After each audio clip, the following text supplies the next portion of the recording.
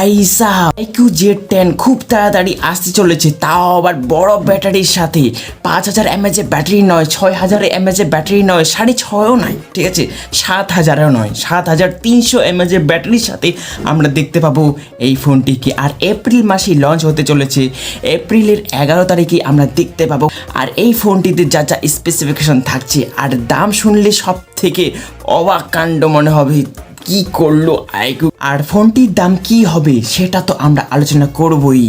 ফোনটার প্রাইস তো আমাদের কাছে সব থেকে ইম্পর্টেন্ট।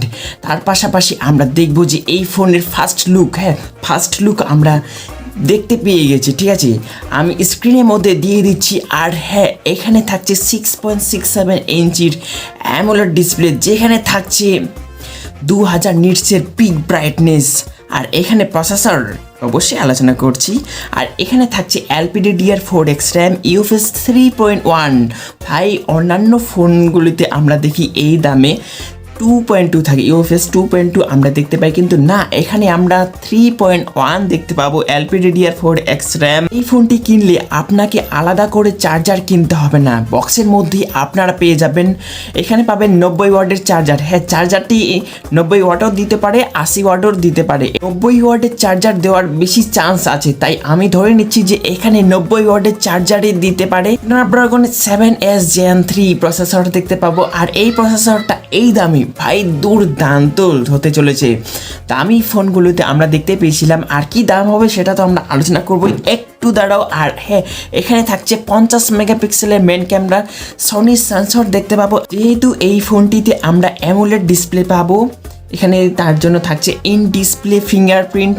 আর লেটেস্ট অ্যান্ড্রয়েড ভার্সনের সাথে আসবে অ্যান্ড্রয়েড 15।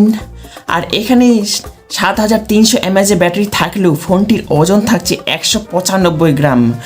আর থিকনেস থাকছে 8.1 mm। এক মাসও বাকি নাই, 11 তারিখেই, এপ্রিল মাসের 11 তারিখেই দেখতে পাবো এই ফোনটি কি দামে আসতে চলেছে। হ্যাঁ, আমি প্রথমে বলে দিচ্ছি যে এই ফোনটি যা দামে আসবে, ধরে নিতে পারেন যে এটার এই বেস্ট ভেরিয়েন্ট মানে 8GB 128GB ভেরিয়েন্টটা আপনারা 22,000-এ পেয়ে যাবেন। আর ব্যাংক অফার দিয়ে সব কিছু অফার দিয়ে এই ফোনটি আসবে 20,000-এ। মনে রাখবেন, এই ফোনটি iQoo Z10 5G এই ফোনটি পাওয়া যাবে। ফোনটির জন্য আপনি কেন ওয়েট করবেন, কারণ এখানে পাবেন 7300 mAh ব্যাটারি, যেটা অন্যান্য ফোনগুলিতে আপনারা পাবেন না।